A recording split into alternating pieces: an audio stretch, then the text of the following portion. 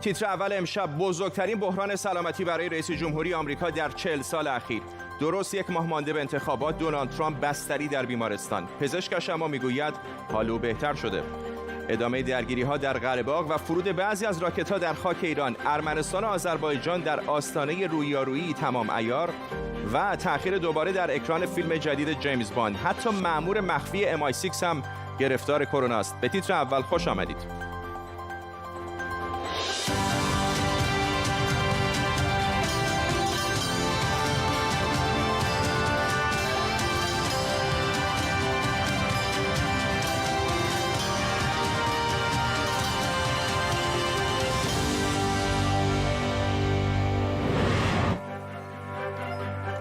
سلام به شما. رئیس جمهوری آمریکا دونالد ترامپ همچنان در بیمارستانی نظامی در نزدیکی واشنگتن دی سی در مریلند بستری و تحت درمانه.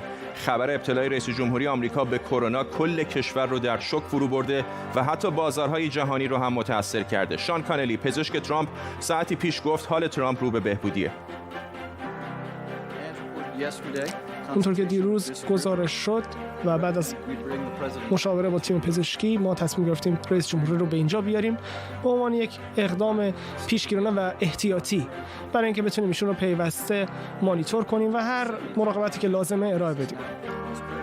هفته اول، مخصوصا چند روز اول خیلی مهم هستن.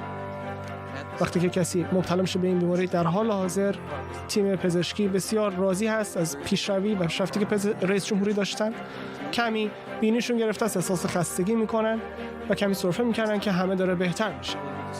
ساعتی پیشم سخنگوی کاخ سفید کیلی مکننی گفت که ترامپ از داخل سویت مخصوصی که در بیمارستان براش درست کردن کاراشو انجام میده و تا چند روز آینده همونجا میمونه. در طول نیم ساعت آینده به کمک کارشناسان و خبرنگارانمون این خبر و خبرهای دیگر رو دنبال میکنیم. اول از همه اما بریم به بیمارستان نظامی والتر رید در نزدیکی واشنگتن دی سی در مریلند. همکارم آرش علایی از اونجا با ماست. آرش، پزشک آقای ترامپ آرامشی در واقع داد به بسیاری از آمریکایی‌ها که نگران وضعیت او بودن. چه جزئیات بیشتری میدونیم از وضعیت رئیس جمهوری؟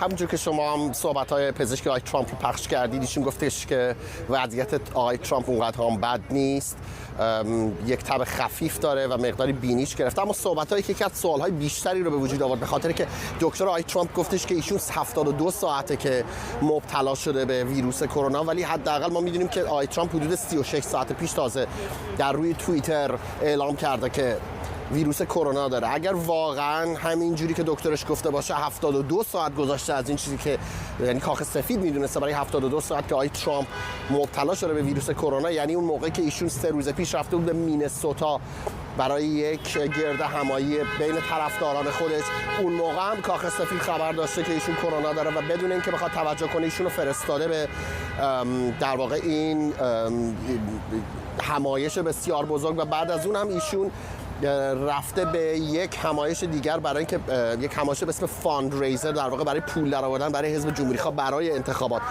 الان سوالات زیادی در مورد این صحبت‌های دکتر آقای ترامپ مطرح شده و اینکه واقعا اگر رئیس جمهوری آمریکا 72 ساعت خبر داشته که بیماره، آیا به مردم آمریکا دروغ گفته، آیا به بقیه مقامات دروغ گفته؟ غیر از آقای ترامپ هم می‌دونیم که 3 تن از خبرنگاران کاخ سفید، 2 تا سناتور کاخ سفید، 2 تا از مشاوران ارشد کاخ سفید هم تست کروناشون مثبت شده. بقیه اعضای کابینه ترامپ همه تست کرونا دارن امروز و همه تستشون منفی بوده.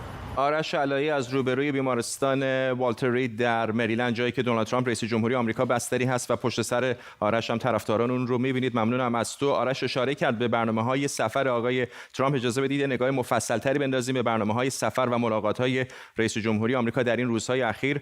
ترامپ و هوب هیکس مشاورش که هر دوشون تست کروناشون مثبت شده، جمعه پیش در اجتماع انتخاباتی در ویرجینیا شرکت کردند. روز بعدش ترامپ و همسرش در مراسم معرفی قاضی جدید دیوان عالی آمریکا همراه 200 مهمان در کاخ سفید بودند که فقط چند تا از مهمانها ماسک زده بودند. یک شنبه ترامپ کنفرانس خبری داشت. عصرش خانواده‌های نظامیان جانباخته در حین خدمت در کاخ سفید مهمان ترامپ بودند. روز دوشنبه ترامپ در 2 جلسه کاخ سفید شرکت میکنه که یکیشون درباره اتفاقاً بحث کرونا بود و مایک پنس و مشاوران بهداشتی دولت به همراه وزرای بهداشت و آموزش هم در اون شرکت داشتند. سه‌شنبه ترامپ با هواپیمای ریاست جمهوری میره به کلیولند اوهایو تا در اولین مناظره انتخاباتی شرکت کنه. در این مسیر مدیر کارزار انتخاباتیش که تست کروناش حالا مثبت شده هم باهاش بود.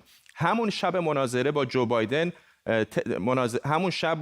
جو بایدن برگزار میشه. تست کرونا جو بایدن و همسرش و چند نفر دیگه منفی شده، ولی وضعیت بقیه افراد مهمی که در اون مناظره بودن هنوز کاملا مشخص نیست. توی همون مناظره اتفاقا به جو بایدن طعنه میزنه که اون همیشه ماسک میزنه ولی خودش هر وقت که لازم باشه چنین میکنه. خب ماسک من همینجاست دیگه، هر وقت لازم باشه میزنمش. مثلا امشب همه تست دادن و فاصله اجتماعی هم که داریم، پس هر وقت لازم باشه ماسک میزنم، ولی مثل اون ماسک نمیزنم. اون اگه 200-300 مترم دورتر از من حرف بزنه یه ماسک گنده میزنه که من تا به حال به اون گندگی ندیدم.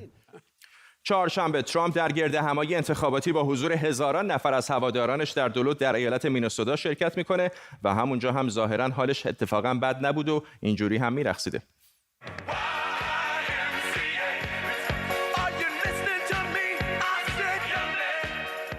عصر همون روز اما تست کرونا مشاورش هوب هیکس مثبت میشه. پنجشنبه هم به ایالت نیوجرسی میره و شب وقتی به کاخ سفید برمیگرده تست کرونا میده که دیروز جوابش مثبت در میاد. اهمیت این موضوع به قدریه که بازارهای بورس جهان از تهران تا نیویورک سریع به اون واکنش نشون دادن.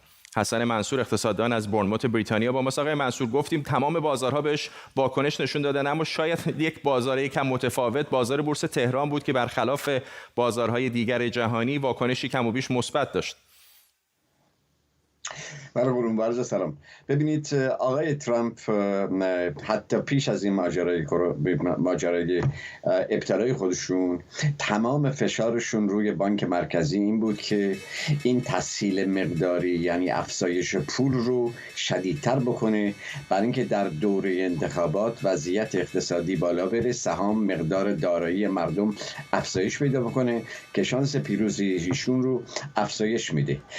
در این زمینه از کنم گرفتاریایی هم با بانک مرکزی پیدا کرده بود برای اینکه بانک مرکزی طبق قانون از رئیس جمهور مستقله. در همین مدت 5 ماه گذشته ترازنامه بانک مرکزی آمریکا به رقم بزرگ 2700 میلیارد دلار افزایش پیدا کرده، یعنی پایه پولی گسترش پیدا کرده. یه علت اساسی این البته وجود کرونا و این گرفتاری است. علت دیگرش فشارهای مستقیم و غیر مستقیم رئیس جمهوره. به این ترتیب با بستری شدن و احتمالاً ادامه نقاهت رئیس جمهور طبیعی است که بورس آمریکا کاهش پیدا میکنه، بورس‌های دیگر جهان هم کاهش پیدا میکنن، ولی در این میون اون تأثیری که روی ایران میگذاره کاملا معاکس قضیه است. برای اینکه اگر آقای ترامپ به هر علتی از دور رئیس جمهور بودن بیرون بره، احتمال اینکه جو بایدن جایو بشینه و احتمال اینکه نوعی برجام با ایران تشدید بشه، این سبب میشه که وضعیت گشایشی در ایران پدید بیاد. از این نظر بورس ایران عکس العملش مثبت بوده. برای حسن منصور اقتصاددان از بورنموت ممنونم از شما. از دیشب که دونالد ترامپ به دلیل وخامت حالش در پی ابتلا به کرونا راهی بیمارستان شده، شبکه‌های اجتماعی پر شده از این سوال که حالا چی میشه. ما هم که تو زیر ذره بین استاد جواب دادن به اینجور سوالا، پس این شما و این شرایط ویژه سلامتی رئیس جمهوری آمریکا زیر ذره بین.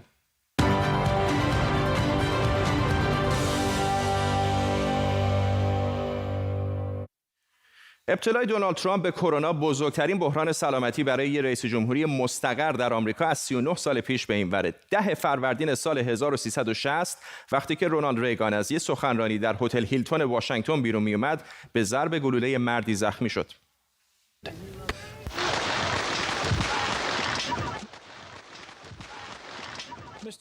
حالا اما اگر رئیس جمهوری آمریکا قدرتمندترین فرد جهان به هر دلیلی نتونه مسئولیتاشو انجام بده یا حتی بمیره، تکلیف چیه؟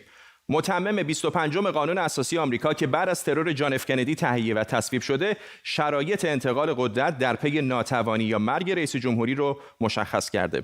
بر اساس متمم در چنین شرایطی معاون رئیس جمهوری آمریکا جای اون رو میگیره. مثلا وقتی نیکسون در پی رسوایی واترگیت استعفا کرد، جرالد فورد معاون شد رئیس جمهوری. همین متمم البته این اجازه رو به خود رئیس جمهور هم میده که موقتا مسئولیت‌هاش رو به معاونش منتقل کنه. مثلا جورج بوش پسر 2 بار وقتی که به خاطر مشکلات روده کولونوسکوپی کرد و باید بیهوش میشد، موقتا امور کشور رو به دست معاونش یعنی دیک چینی سپرد. این نمودار سلسله مراتب جانشینی رئیس جمهوری آمریکا رو نشون میده. اول البته معاون رئیس جمهور، همونطور که گفتیم که الان مایک پنس، و اتفاقا تست کروناش هم منفی در اومده. اما بعد از آقای پنس، رئیس مجلس نمایندگان که الان نانسی پلوسی از حزب دموکرات نفر بعدیه، بعدش رئیس موقت سنا چاک گراستی و بعد از اون تعدادی از وزرا که با وزیر خارجه شروع میشه که در حال حاضر مایک پومپئوست. اما شرایط الان یکم پیچیده‌تر هست از همیشه، چون دم انتخاباتیم. تغییر زمان انتخابات هم کار راحتی نیست. زمان انتخابات در قوانین فدرال آمریکا مشخص شده و هر نوع تغییر نیازمند قانونی جدید و تصویبش در کنگره است و احتمال چنین تغییری خیلی کمه. بنابراین فقط حزب جمهوری‌خواه میتونه نامزدی جدید معرفی کنه که اون هم روندی پیچیده و پردردسره، مخصوصاً که الان وقت هم تنگه.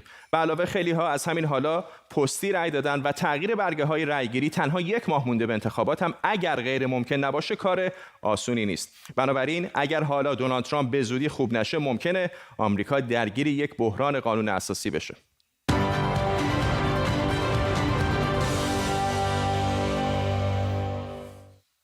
شایان سمیعی، کارشناس امنیت ملی از ویرجینیا با ماست. آقای سمیعی، به نظر میاد اونطور که دکتر آقای ترامپ میگه خوشبختانه حالش رو به بهبودی هست، به احتمالاً برمیگرده به کارزارهای انتخاباتی. اما از نظر قانونی میخوام ازتون بپرسم، در این شرایطی که دم انتخابات هستیم، تغییر برگه ها تقریبا غیر ممکن هست، معرفی نامزد جدیدی از حزب جمهوری خواه کار آسونی نیست. اگر آقای ترامپ حالش طوری نشه، اونقدر خوب نشه که بتونه در انتخابات شرکت بکنه، آیا میتونیم شاهد یک بحران قانون اساسی بشیم؟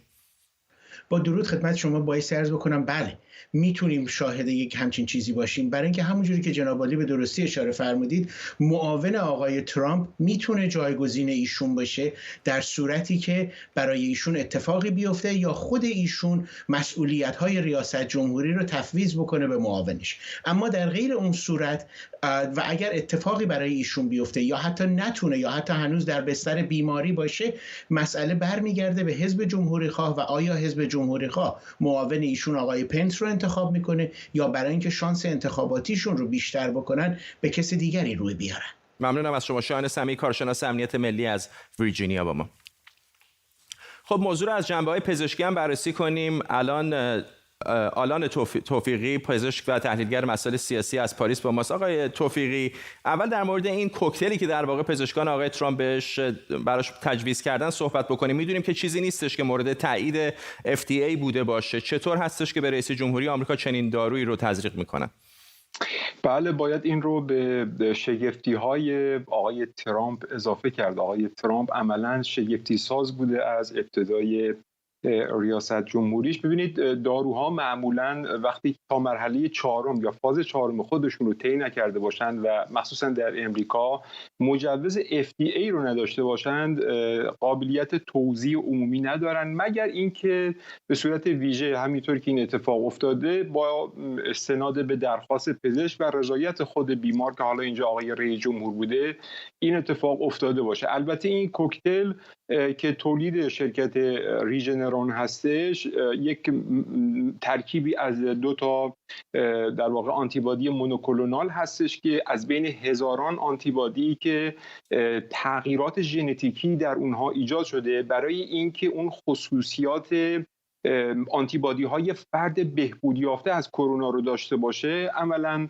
انتخاب شدن و خب میتونن باعث خنثی شدن ویروس کرونا بشن. شاید هم به نوعی من وقتی گزارش‌های آقای دکتر کانلی رو گوش می‌کردم مستقیم از شبکه‌های فرانسه، ایشون گفت که آقای ترامپ حالش در حال حاضر خوبه.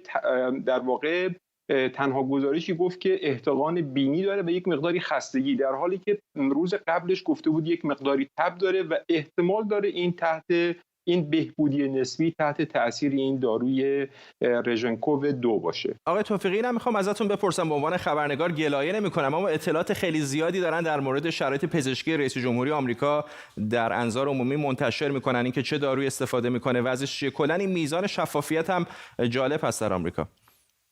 بله، خب شفافیت در امریکا که یکی از قدیمی ترین دموکراسی های دنیا رو داره، میشه گفت نهادینه شده و اصلا فرهنگ دموکراتیک اونجا این شفافیت رو میطلبه. البته انتشار اطلاعات پزشکی به صورت ریز، این که مثلا یک فردی مخصوصا رئیس جمهور داره از چه دارویی استفاده میکنه، شاید اگر خودش رضایت داشته باشه منع قانونی نداشته باشه، ولی واقعیتش رو بخواد یک مقداری با نرم‌های اخلاق پزشکی نمیسازه. اما واقعیتش همون هستش که شما گفتید، این مسئله شفافیت رو نشون میده و تفاوت رهبران وقتی که با شرایط بحرانی و بیماری مواجه میشن. البته مسائل انتخاباتی و تاثیرگذاری بر فضای افکار عمومی هم مؤثره، ولی وقتی اون رو آدم در واقع مقایسه میکنه مثلا با آقای خامنه‌ای رهبر ایران، وقتی که در بیمارستان بودن یا در طول 30 سال گذشته هیچ گزارشی در مورد بیماری‌های ایشون داده نشده، در حالی که همه میدونن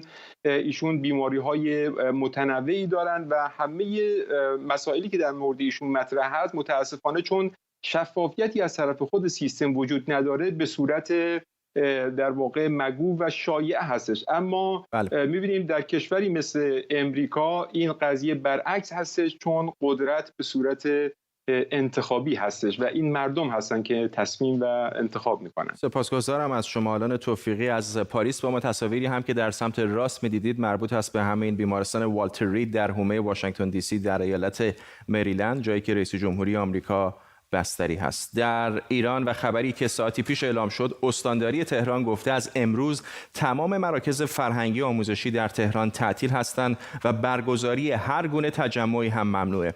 از هفته پیش بسیاری از متخصصان با توجه به وضعیت خطرناک استان تهران هشدار داده بودند که اگر محدودیت‌ها به تهران برنگرده، آمار ابتلا و مرگ از روزهای اول اوجگیری بیماری در زمستان و بهار گذشته هم بیشتر میشه. اما بپردازیم به آخرین خبرهای مرتبط با درگیری‌های نظامی بین ارمنستان و جمهوری آذربایجان. سخنگوی وزارت امور خارجه ایران در واکنش به اصابت خمپاره به خاک ایران در جریان درگیری‌ها بین جمهوری آذربایجان و ارمنستان گفته که تحرکات در مناطق مرزی رو با دقت رصد می‌کنیم و به هر دو کشور هشدار داده که هیچ تعرضی رو تحمل نخواهند کرد. همزمان در بعضی شهرهای ایران هم از تجمعاتی در حمایت از کشورهای درگیر این ماجرا به خصوص جمهوری آذربایجان میشنویم. همکارم مراد ویسی اینجا در استودیو با ماست. مراد، یک چیزی که برای من خیلی جلب توجه کرد، اگه یکم بیای جلوتر نور بهت برسه، برام جلب توجه کرد اینه که به نظر میاد که موضعی که دولت گرفته با موضع بعضی از نهادهایی که رهبری در واقع دارن در مقابل این نظام متفاوته. واقعیتش اینه که حکومت ایران از یه ایفای نقش منطقه‌ای بین جمهوری آذربایجان و ارمنستان عاجزه، از توضیح این سیاست خارجی برای مردم و توجیهشون عاجزه و از کنترل مدیریت اعتراضات مردم هم عاجزه. تنها راهی که به ذهنش رسیده مثل همیشه بره سرکوب کنه با خشونت با یگان ویژه. از اون طرف مردم واقعیتش اینه که به سیاست و حکومت بی‌اعتمادن، فکر میکنن حکومت صادق نیست، ادعاهایی که در مورد این جنگ میکنه با رفتاراش نمیخونه. نمونهش تصاویری که از تریلی‌هایی که منتشر شده میگن سلاح دارن میبرن ارمنستان از طرف روسیه، حکومت میگه خالیه، در حالی که اینطور نبوده. مردم حس میکنن نوعی جمهوری اسلامی با روسیه تبانی کرده. اون ذهنیتشون هم در مورد همکاری‌های روسیه و جمهوری اسلامی در مورد اعتراضات گذشته مردم ایران اینو تشدید کرده. از اون طرف هم آقای خامنه‌ای به نظر میاد بازی دوگانه‌ای میکنه، مسئولیت پذیری رو انداخته گردن دولت و خودش نماینده‌هاش یه طوری موضع میگیرن که انگار آقای خامنه‌ای همسو با مردمه، ولی واقعیت اینه که اگر این 4 تا نماینده آقای خامنه‌ای این موضع رو نمیگرفتن، مردم اینا رو از استاناشون بیرون میکردن. در مجموع میشه گفت رویکرد جمهوری اسلامی نه در سیاست خارجیش و نه در مقابل معترضان در داخل روند خوبی نیست. این نهایتاً به این منجر میشه که جامعه زخمی‌تر از این بحران خارج میشه، ابهاماتش بیشتر میشه و مردم ناراضی‌تر، معترض‌تر و نگاهش هم به حکومت اینه که حکومت ناکارآمدتر و نالایق‌تر. ممنونم از تو مراد ویسی، همکارم اینجا در استودیو با ما اما نگرانی‌ها از گسترده‌تر شدن درگیری‌های نظامی ارمنستان جمهوری آذربایجان ادامه داره. امانوئل مکرون رئیس جمهوری فرانسه و سرگئی لاوروف وزیر خارجه روسیه نسبت به حضور سربازان خارجی در درگیری‌ها ابراز نگرانی کردند. همزمان ترکیه اعزام جنگجو از کشورهای مثل سوریه و لیبی به قره باغ رو تکذیب کرده و اردوغان هم گفته با هر نوع مشارکت دولت‌های مثل روسیه و فرانسه و آمریکا در این درگیری مخالفه. در سوی دیگر ارمنستان میگه در صورت خروج ترکیه امکان صلح وجود داره. فرزین ندیمی پژوهشگر امور نظامی از واشنگتن دی سی با ماست. آقای ندیمی، یکم در مورد توانایی‌های نظامی دو کشور میخوام ازتون بپرسم که در مقایسه هر کدوم کجا قرار گرفتن. ببینید، ارتش ارمنستان و آذربایجان هر دو زایده شوروی سابق هستند. از نظر پایه تفاوت خیلی زیادی با هم ندارند. بودجه آذربایجان حدود 2 میلیارد دلار برای 66,000 نفر، بودجه ارمنستان حدود 450 میلیون دلار برای 45,000 نفر. تعداد هواپیما، تانک، توپخانه چندان تفاوت خیلی زیادی نداره. از نظر توانایی‌هاشون خیلی با هم متفاوت نیستن، ولی اینجا نکته اساسی تفاوت استفاده از سال 2016 به این طرف استفاده از هواپیماهای بدون سرنشین، هواپیماهای بدون سرنشین رزمی و همینطور موشک‌های هدایت‌شونده دقیق هستش. از جنگ سال 2016 آذربایجان از هواپیماهای هاروپ ساخت اسرائیل استفاده کرده که در حقیقت هواپیمای کامیکازه هستند. برد حدود 200 کیلومتر دارن در صورتی که هدایت بشه به وسیله انسان و میتونه یک سرجنگی انفجاری رو به هدف برسونه و اون از بین ببره. ما دیدیم که به خیلی خوب استفاده کردن از این هواپیمای بدون سرنشین خودکشی کننده و از طرف دیگه از هواپیمای بایراکتار ساخت ترکیه استفاده کردن که از تابستون امسال ترکیه به تعداد قابل توجهی در اختیار آذربایجان قرار داده که اینا بمب‌های کوچیکی دارن که میتونن هدفاشون رو با دقت خیلی بالایی نابود بکنن. ارمنستان هم هواپیمای بدون سرنشین داره ولی به پیشرفتگی آذربایجان نیست و فعلا تعیین کننده به نظر میرسه که در هوا باشه و البته موشک‌های هدایت‌شونده دقیق هم هست که موشک‌های لورا ساخت اسرائیل در اختیار آذربایجان هست. ارمنستان هم موشک‌های اسکندر داره که هنوز ازشون استفاده نکرد. ممنونم از شما. فرزین ندیمی پژوهشگر امور نظامی از پایتخت آمریکا واشنگتن دی سی با ما. سینما امسال بعد از جنگ جهانی دوم شاید بدترین سالش رو پشت سر داره میذاره. حتی اکران جیمز باند جدیدم که قرار بود توی آبان ماه باشه باز به تعویق افتاده. تولید خیلی از فیلم‌های سینمایی در جهان و به خصوص آمریکا تعطیل یا نیمه تعطیل شدن و این یعنی بیکاری خیلی از سینماگران و مشاغل وابسته به سینما، از سینماگران گرفته تا تبلیغات و حتی رسانه‌های سینمایی که تا همین چند ماه پیش نونشون تو روغن بود. چند روز پیش هم گروهی از سینماگران مشهور در نامه‌ای سرگشاده به کنگره و سنای آمریکا نسبت به وضعیت سینما در آستانه فروپاشی هشدار دادند. شیوا نگار، هنرپیشه هالیوود که احتمالاً در فیلم‌های مثل امریکن اساسین یا آدمکش آمریکایی، کوبایی و سریال‌های مثل هارتلند دیدینش، از لس آنجلس با ماست. خانم نگار، الان وضعیت برای هنرپیشه‌ها چطور هست؟ میدونم که خیلی خود شما مشغول بودید در این دوران کرونا، چه کار میکنید؟ بله، سلام. من فکر کنم یکی از این بزرگترین لطمه‌ای که این کرونا درست کرده برای کسی که آرتیستا و هنرپیشه‌ها هست و کسی که تو کار سینمایی هستن، برای اینکه کار ما یه جوریه که ما نمیتونیم آنلاین یا به عنوان دیجیتال کاری بکنیم. باید همه رو ستن، همه کارگردان خیلی با هم نزدیکن و متاسفانه الان همه چی پروداکشن تو هالیوود خوابیده و فیلمایی که من میخواستم روش کار کنم یکیش در کانادا بود با چند تا از هنرپیشه‌های دیگه ایرانی و یکی دیگه تو می قرار بود تو لس آنجلس شروع کنم. همه تاریخ‌ها رو هی عوض میکنن یا فعلا کنسل میکنن، هی میندازن عقب تا ببینن که وضعیت چجور میشه. خب این صنعت سینما صنعت بزرگی است، فقط هنرپیشه‌ها هم نیستن، فیلمبردار، تهیه کننده، حتی اون کسایی که در واقع رو صحنه میدونن این ور اون ور برای کمک به هنرپیشه و کارگردان، همه اینها متاثر شدن از این شرایط. وقتی با همکاراتون صحبت میکنید اونا چقدر امیدوار هستن به آینده؟ حداقل برای مثلا کسایی مثل آرتیستا یا هنرپیشه‌ها مثل خودم، ما میتونیم بعضی کارا رو خودمون انجام بدیم. مثلا من الان دارم یه فیلمنامه خودم دارم مینویسم، ولی متاسفانه کسایی که در پشت کامera کار میکنن و کارگردان، اونا فقط مجبورن منتظر باشن تا ببینن که پروداکشن کی شروع میشه و بتونن به کار برگردن، برای اینکه جاب اونا خب فرق داره، اونا فقط فول تایم در پشت صحنه کار میکنن. ولی خب آرتیستا همیشه یه راهی رو سعی میکنن پیدا کنن که یه جوری کریتیو باشن یا یه کار دیفرنت بکنن یا یه پراجکتی الان من دارم روش کار میکنم که داریم سعی میکنیم از طریق مثلا کامپیوتر از طریق زوم شوت کنیم. خیلی سخته. ممنونم از شما شیوا نگار، هنرپیشه هالیوود از لس آنجلس با ما. قبل از پایان برنامه تصاویر زنده داریم دوباره از بیمارستان والتر رید. 4-5 دقیقه پیش رئیس جمهوری آمریکا توییتی کرده، از مسئولان بیمارستان بسیار تشکر کرده به خاطر کمک‌هایی که کردن و گفته که به کمک اونها من حالم بهتر هست. همونطور که در طول برنامه هم شنیدید، پزشک رئیس جمهوری آمریکا کمی پیشتر در روبروی همین بیمارستان والتر رید با خبرنگاران صحبت کرد و گفت که تب رئیس جمهوری آمریکا فروکش کرده، وضعیت جسمی او بهتر هست، به دستگاه تنفس مصنوعی هم وصل نیست و ابراز امیدواری کرد که طی چند روز آینده وضعیت رئیس جمهوری ایالات متحده آمریکا بهتر خواهد شد. طرفداران او رو هم می‌بینید در بیرون از همین بیمارستان. به این ترتیب میرسیم به پایان تیتر اول امشب. اگر در کنار شما از ناشنواها و افراد دارای شنوایی کم نشستن، بهشون بگید که برنامه رو میتونن در یوتیوب ایران اینترنشنال از چند ساعت آینده با زیرنویس فارسی هم ببینن. تا فردا و تیتر اولی دیگه، بدرود.